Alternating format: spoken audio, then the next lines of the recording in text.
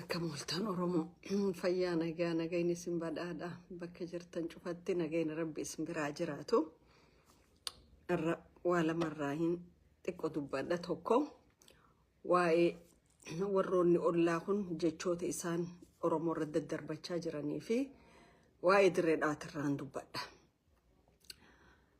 Wanni lameen kun hedduu barbaachisaadha.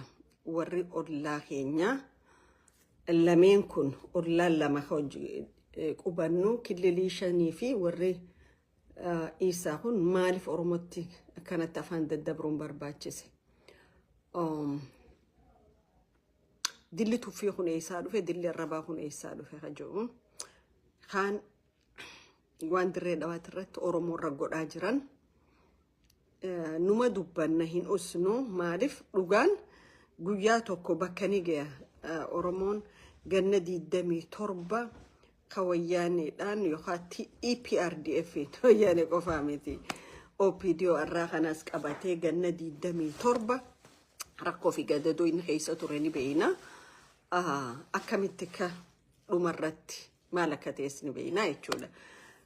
Kana maal je'eseetan Rabbi rahmataa godhuu fi Gaaddisa Abdullaahi yaa ayyaa fira gaafa yeroo dadaa nabiira guutan arramoo hamtuu mudannan if biraa dhabee tokkollee achi buute firootan koo hiriyootan koo kan dhugaa na jaalatan maaliif hin jecha kana je'e kaleessa gaafa akka namaa jirru waliif dirmanne wal bira dhaabbanne arra garuu namu hoggaa quchumaasaa guuttate namu hoggaa fedhiisaa arkate ummata Oromoo kalafti irra diigamaa jirtu dirree dhawaatti kamanneen irra diigaa jiran odoo laalluu tiraaktara jala kaayanii ummata boochisaa jiran kana namni dubbachuuf jiru hin jiru jechuudha. Unfortunate ummata Oromoota san namni isa madaalu isa bakka hin buune ani faarfattee bultuu miti ani garaa guuttattee bultuu miti an nama fedhii Oromoo xiqqoo takka dabarsee kan nu miti nama mirga isaatii fi dirqama isaatiis beekuudha jechuudha. Okay? Biyya ummanni tokko keessatti ummanni an lafa tanattiin dhaladhe jedhu manni isaa tiraaktaraan diigamee warri abbootiin aangoo itti bulchaa kantiibaarraa haga dabballee yookaan kaadiree gadiitti lafa ummataa hoggaa cicciratu isin dhugatti bulchitoota moo ajjeeftoota moo godaansiftoota? Lafa hirannaa naannawa kanaa keessatti haga warra ajajoota poolisaatii keessa jira. Haga federaalarraati keessa jira. Haga faarfattee bultoota ala kanaa jireenya isaanii jiraachuu dadhabee biyyatti miidiyaa banatee nama arrabsee mootummaa kan illaa wanni nama arrabsitaniif akka namni bukoo teessan gadi hin baafneefi wanni mootummaa faarsitaniif lafa ummataa hatuudha seentanii jechuudha. Okay. Akkamitti mooraala qabaatta ummata Oromoo hiyyeessa Oromoo mana xiqqaa bara meeqa jaarratee wali fiffidee waan xiqqoo qabu waan guddoo qabu waan gurguratee wali fidee ummata kanarraa hoggaa lafa diiddee nama hirtu ati nama ifiin jetta moo bineensa ifiin jetta? Biyyoota qarooman kana keessatti warrootan kun warri maqaan liistiin beekane jiru lafa ummataa saame kun hagam takka akka murtiin itti murtooftu ومن ما جايب سيسو أن كان ينجو دملاش قبر إسقابر مو قبر إنيو اتقافة ما فيدرالا بوليسي فيدرالا وبلاي سولا فتولا ما غرغرتة في التأتي لفا فرنك اللو دري دوا قد ديبتي مالك آنين ينجرو أتي أجاجا بوليسي فيدرالاتي قرو قد ديبتي لفا هييسا دري دوا خيستي لفا هييسا haga san fudhattee hoggaa ani I don't know ummanni Oromoo carrumaa fi hiruma dhabee bulchitoota irratti hiruma ummanni Oromoodha abaluun na bulcha jedhu bulchaa gaarii tokko dhabuunsaa waan garaa nama nyaatu jechuudha. Kantiibaan magaalaa Kajaadhaan magariigaa hoggaa kantiibaan maqaa dhaawamu nuti dalagaa jira afaarsee bulaan kun haruuza saanaa tokkoo fi biddeena kutaa tokkoon afaan qaban kun. obboleessa onuti warri dubbatu biyya san keessa dhufe warra miliyoonan invest godhuu danda'u miliyoonan invest godhuu dandeenya jechuudha. Garuu biyya corruptioniif hanni jirutti sumuun teenya ba'uun qabdu enneeti malee biyya cubbuun jirtutti biyya nafaarsitan malee waa godhachuu hin dandeessan jedhutti horii keenya investing goonu enneetta taa'u jirraa jechuudha. Mana hiyyeessaa diigamee naa kannamurra lubbuun tiyya dabruudhaan irra filadhaa jechuudha. Okay? Kana jechuun rakkataa keenya ka isin dachi irra diidanii gaxariitan gargaaruutti hin jirru jechuudha miti. Ka isin dangalee darra buqqaaftanii biyyoota keessa facaaftan quba hin qabnu jechuudha miti. Okay? Galaanni TPLF fuudhe isin fuudhaan isiniin jechuu jira. Moraal jara keenya bar namooma waan jedhanii jira. Namoomaa fi an nama Oromoo dhiisaati dhiiga kiyya namni biraatu hoggaa waa ta'u nadhagama keessa kiyyaan na gubata maaliif ilma namaa waan ta'eef jechuudha. Nama waan ta'eef namooma waaniin qabuuf maaliif namni kudha kana godha taaji'eetiin gaddiga keessa kiyyaan nadhagama.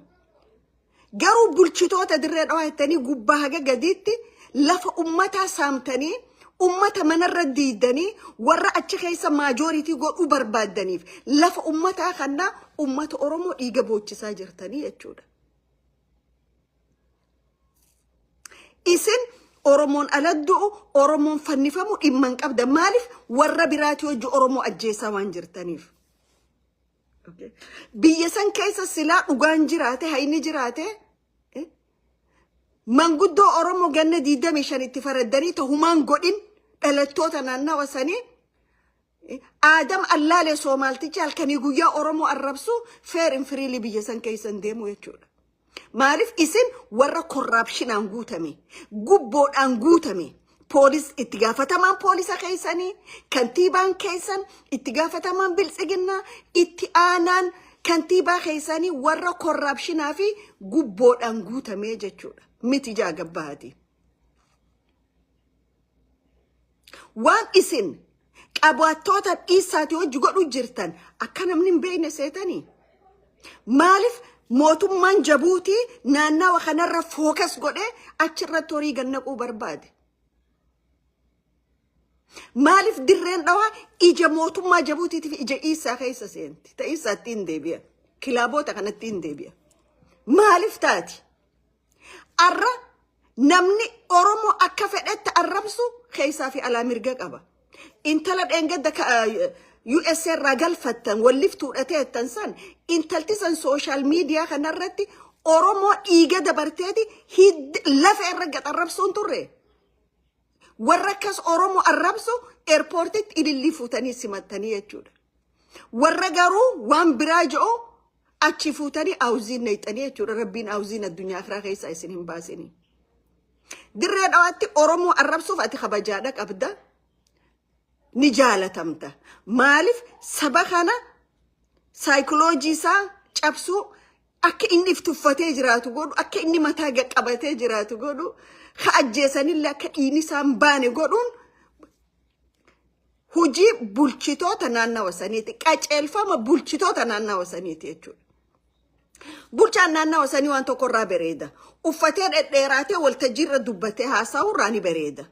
Garuu dhiiga namaa baasuu irratti dhugaa himuu irratti dhugaaf dhaabbachuu irratti xiqqoo takka dandeettii sin qabu fedhii sin qabu. Maaliif magaalaa san keessatti an olaantummaan Oromoo jiraatu jechuu kiyyaa miti. Maaliif ilmi namaa walqixa hin isaan eegamne? Maaliif ilmi namaa walqixa dhugaan isaan eegamne? Maaliif ilmi namaa akka namaatti walqixa treatmentii maaliif hin arkanne? Okay. Isin investoroota alaa Soomaalii alaati wajjin hawaaloota wajjin mootummaa Jabuutiiti wajjin boolli isin Oromoodhaaf gaffageessitanii gaqqotaa jirtan xiqqaadhaa miti jechuudha. Hattoota waan taataniif gubboodhaan bitamtan waan taataniif maallaqa mataan gafunyaaniitti isin gannaqa waan taataniif fakkeenyi isaa gaariin magaalaa Zeeyilaatti heera fasaadaa tokko heera fasaadaa ka isa deemuun heera isa jedhanii heera waaqa wajji nama wali buusu ilma namaati wajji wali nama buusu zeela attiin godhamu gaafa jedhan maaliif mootummaan Jabuutii maallaqa neqee hayyootaa fi manguddoo san bitachuu barbaade sababni isaa zeela yoon arkanne dirree dhawaan arkannu jedhan afaanii baasanii dirree dhawaa already isin waan kannitaniif kan namuu hin dandeessu but akka yaada isaaniitti jechuudha. The way of thinking, okay? Jose la anu harkabate dirre awa kilem godu hindende nyujame warri horifi kabenya fi yadati naqagan naqajuru kilili shani fi motu Jabuutii timiti kilili shana Somali guddo dabbanna damsa ade ahwahon kenya ziyad barren nu dame galmangenya je ganama galgala la Oromo tirratti وانا دادا دلقو جيرو مصطفى عقجري متي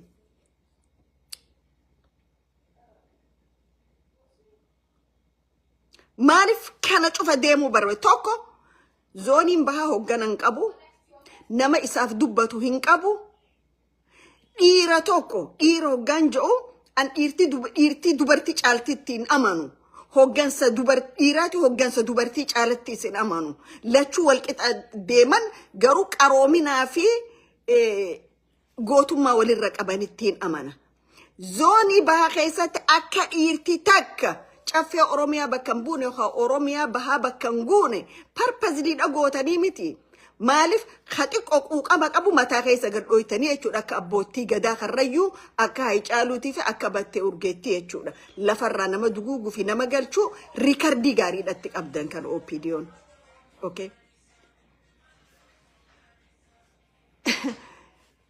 تايا دنداوان dirree dhawaa keessatti akka Oromoo irra hojjechamu jiru kana caala hojjetame hojjeteeti kamana hidhaa jiru akka feetanillee godhuudhaaf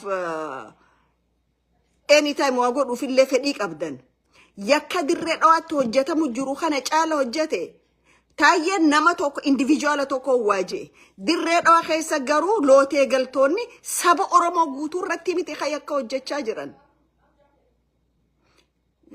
Oromoo maal jaa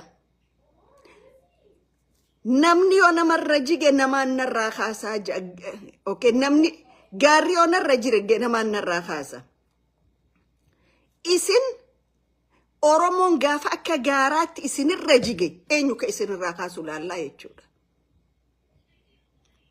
bar Khadir Johar ati lafa Oromooti fi ummata Oromoo dirree dhawaa keessatti akkana goote yeroo feetetti visa biyya feete dhawatte miriixee baduu dandeessa garuu miskiinni ati lafa irra diigu jirtu san khara tokko khara itti garagalan hin qaban ati alaayis kapitaala qabda alaayis haala mijjeeffachaa jirta garuu warri ati lafa irra diigu jirtu san bakka tokkoo fi khara tokko ka itti deeman hin qabanii jechuudha you know what addunyaa arraa kana keessatti warri yakka hojjete Amat dibballee jiraatan numa qabamanii jechuudha. Okay. Warri arra isin ummata Oromoo irra mana diisiftanii akkana morma isaanii ol qabdan kun gaafa ijoolleen teenya dirree dhawaa keessatti mataadha university keessa high school keessa karaa irratti TPLF fi PRDF dhumaa turte san eessa turan. Warri kun gaafas TPLF wajjin Oromoo irra yakka hojjechaan turre warri arra isin harkarra qaqqabdanii lafa Oromoo qooddanii fi Oromoota sidaan falmatu mana hidhaa jalaa guuraa jirtan kun